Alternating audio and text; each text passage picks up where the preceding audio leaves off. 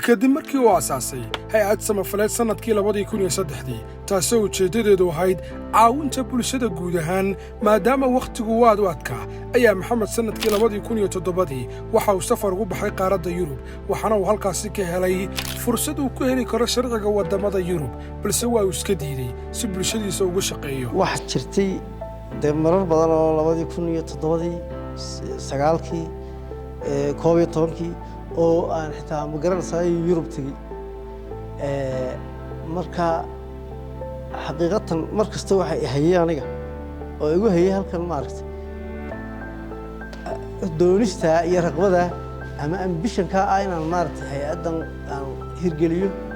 aan dadka wax ka shado oo maaragtay dadka qof waxaan soo arkay reer Soomaaliland halkan u dhashay halkan inaan wax ka qabto oo dadkayna wax uga qabto ayaan markasta soo arkay inuu marnaba walwal kama qabin inaan noloshayda shakhsiga aan ka soo ku guuldareysanaya ama maaragtay waxaan xasuustaa markan Yurub tagay kale 2011kii ayaan wadan Yurub ka mid ah Vienna meel ay tagay dabadeedna asxaab badan oo aan isku ilaahay dad badan oo dameesha ku galay dhoof ayaa waxay yiraahdeen wara meeshan lacag badan baan ku nimaano fiisaha halkan nimaado adaguna adoo bacdi dowladda laga bixiyo lagu cusubay baad miyaad noqonaysaa imiko waa ka dhab markaasaan la yaabo maxaan noqonay anigu ma aanu inaan halkan iska dhiiba ama maaragtay shaqadii halkan ay keentay baan daba noqonay marka xaqiiqadii waxay ahayd su'aasha aad weydiisay mid aan run u arkayba xilligaas oo kale oo dadka meesha jooga waxay igula taliyeen aan noqon laakiin aniga qorshahayga ma ahayn inaan meel kala tago anoo halkan meel saaran mooyaan markaas saasaan soo noqonay markasta wax wanaagsanna waan ka kororsaday dadkaas oo dhan waxay la qabtay ama hadday noqoto dadka bini'aadamka oo dhan uu isku mid ah maca kuwa gaalada ee ajnabiga ah igu gacan qabtay hawshan inay samaysanto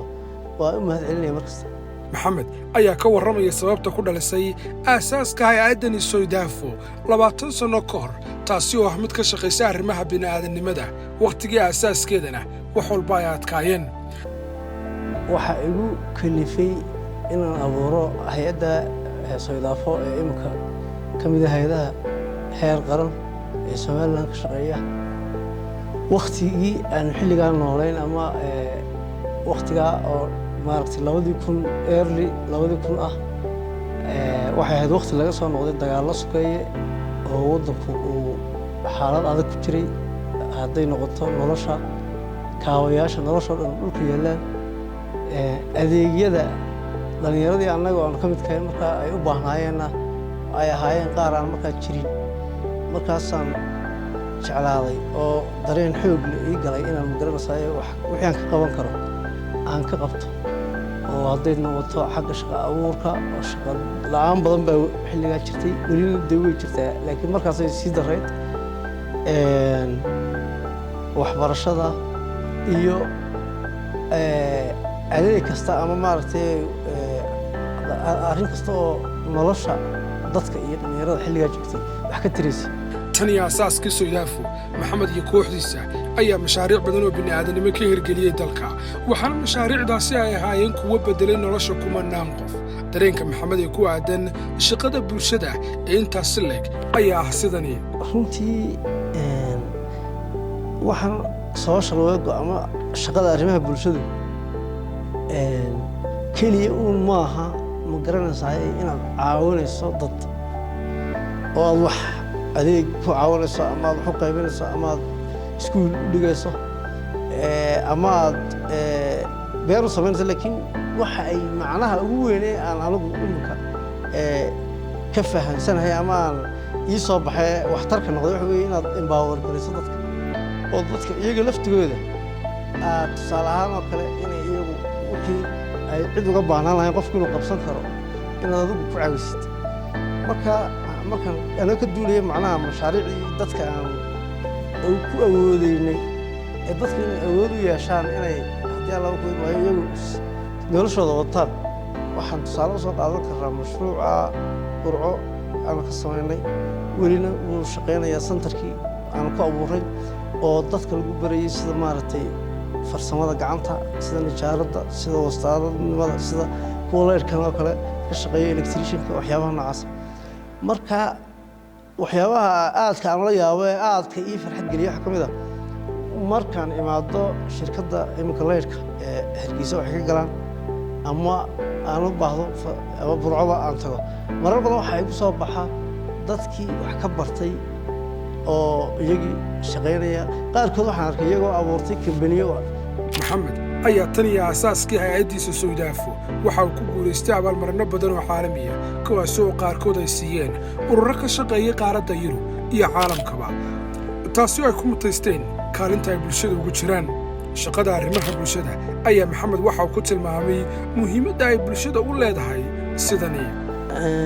xaqiiqatan marba qofka bini'aadamka marba wuxuu la mid yahay sidii maaragtay imika markaad wax baranayso marka aad jiiska koowaad dhigato jiiska labaad oo wax isku xidhan soo maaha marka noloshuna waxay la mid tahay mashruuc kasta oo gashaa saasoo kale marka markaan bilaabaynay hab fikirkii aan qabay iyo imika kan qabo macnaheedu farq weyn baa u dhaxeeya macnaha oo maaragtay wax badan baa iga kordhay marka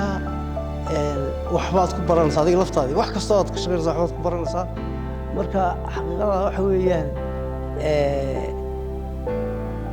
waxa aan rumaystay oo aan maaragtay cid kastoo hawl u banbaxaysa bulshana aanan kula talin lahaa anaan rumaystay wax kasta oo aad ku bixiso dadaal iyo waqti iyo maaragtay danayn aad danaysid inaad guul ka gaari kartid ama ka midhalin kartid taasaan rumaystay marka marar badan sidii maaragtay aan u baqay ama uga baqay inay waxyaabaha qaarkood ii suuro geli waayaan markii aan ku adkaystay way ii suuro galeen oo way hagaagtay ugu dambeyn maxamed ayaa waxa uu beeray dhanka siyaasadda waxaana su'aasha isweydiinta mudan ay tahay sababta ku kaliftay inuu ku biiro siyaasadda kadib 20 sano oo shaqada arrimaha bulshada ka shaqeynayay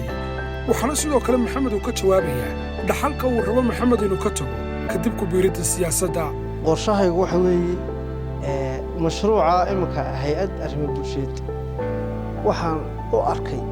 inuu yahay mid istaagay oo iswadaya oo dadkii u adeegaya without me anaan joogin anigoon ka mid ahayn markay halkaa ay taasi gaadhay waxaan jeclahay taasi inay noqoto waxaan ummaddii gashadayoo beritanka maalin aniga wixii ah inaan wixii aan sameeyey oo ummaddii u shaqeynaya oo adeegaya deedna taa halkaasaan kaga dhaqaaqay kan imika aan joogo waxa dhibaato badan baa dee dadkeenna haysata oo ka haysata xagga dawladda noloshana waxa wax ka beddelaa